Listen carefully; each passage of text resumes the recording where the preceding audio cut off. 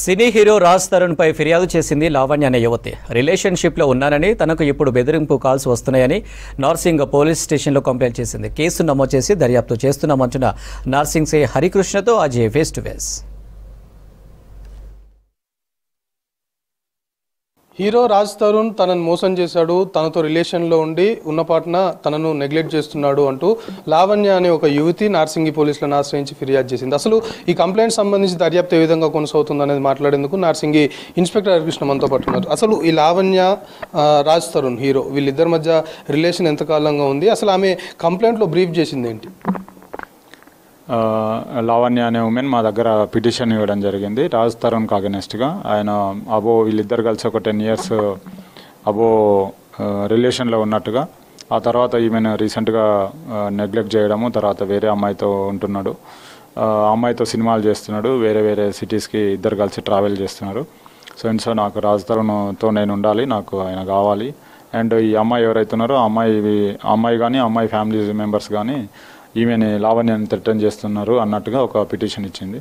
దానికి ఆమె సరైన ఎవిడెన్స్ అది ఏమన్నా ఉంటే మేము దాని ప్రకారము ఫర్దర్గా ముందుకెళ్ళి అది ఎంక్వైరీ అవ్వచ్చు, ఇన్వెస్టిగేషన్ అవ్వచ్చు, యాజ్ పర్ ప్రొసీజర్ ఏముందో అది ఫాలో అవుతూ ముందుకెళ్తాం. సేమ్ అదే కంప్లైంట్లో ఆమెనే ఒక పాయింట్ కూడా రేజ్ చేసింది. రాజ్ తరుణ్ తనని దూరం పెడుతున్నాడు, అప్పటి నుండి నేను వెంటపడుతుంటే తనకి కొందరు నుండి థ్రెట్ ఉంది, రాజ్ తరుణ్ వదిలేయాలంటూ కూడా కొందరు బెదిరిస్తున్నారు అనేది కూడా ఆమె కంప్లైంట్లో చాలా క్లియర్గా పేర్కొంది. అసలు ఆ థ్రెట్ ఉన్నది ఎవరితో అనేది ఏమైనా మెన్షన్ చేసిందా, మీకు ఏమైనా చెప్పిందా? అదే ఆ అమ్మాయి ఎవరైతే ఉన్నారో ఆ అమ్మాయి వాళ్ళ ఫ్యామిలీ మెంబర్స్ అనే చెప్తున్నారు. దానికి సంబంధించిన ఎవిడెన్స్ మాకు ప్రాపర్గా ఇస్తే మేము కూడా ప్రాపర్గా దాన్ని ఫాలోఅప్ చేసి ఫర్దర్గా ప్రొసీడ్ అవుతాం. అసలు ప్రైమరీగా ఈ లావణ్య అనే అమ్మాయికి రాజ్ తరుణ్కి పరిచయం ఎక్కడ స్టార్ట్ అయింది, అసలు ఈమె ప్రొఫెషనల్గా ఏం చేస్తుంటుంది, వీళ్ళిద్దరి మధ్య ఏ విధంగా రిలేషన్ స్టార్ట్ అయింది? ఫస్ట్ అవన్నీ మేము ఇంకా ఇన్వెస్టిగేషన్ చేయలేదు. ఈమె ఫిర్యాదు ఇచ్చింది, దానికి సంబంధించిన ఎవిడెన్స్ ఇస్తే దాన్ని బేస్ చేసుకొని ముందుకెళ్తాం, ఏం జరిగింది ఏంటి అనేది చెప్పింది. ఆమె జస్ట్ పిటిషన్ ఇచ్చేసింది, వెళ్ళిపోయింది.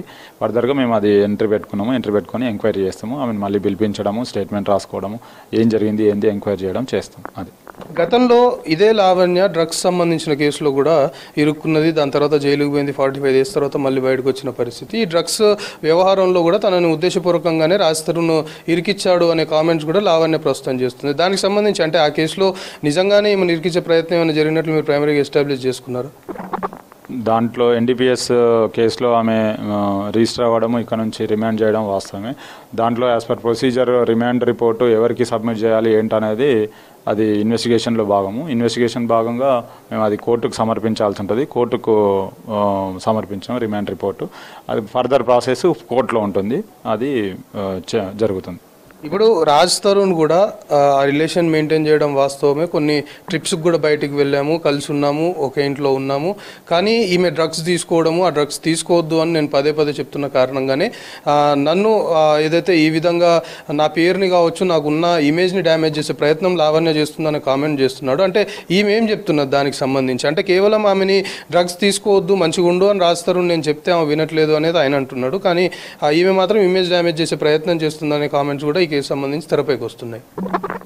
అవన్నీ మాకు అంటే ఈమె ఇచ్చిన ఫిర్యాదులో అవన్నీ లేవు. మాకు ఫిర్యాదు ఇచ్చిన అలిగేషన్స్ ఏమున్నాయి, it is true or not అనేదే మా పని.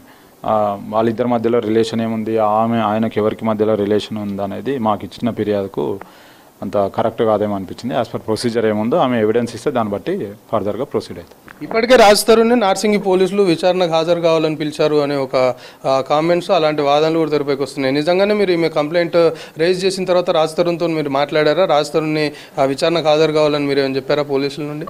లేదండి, లేదు. ఆమె ఎవిడెన్స్ ఇస్తేనే మేము ఫర్దర్గా ప్రొసీడ్ అయ్యేది.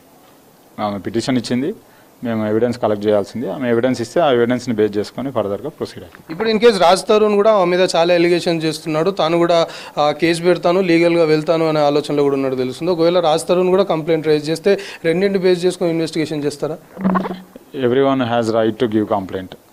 ఆయన కంప్లైంట్ ఇస్తే ఆయన ఏం అలిగేషన్ చేస్తాడు ఏందనేది చూసి ఫర్దర్గా ప్రొసీడ్ అవుతాం, అంతే.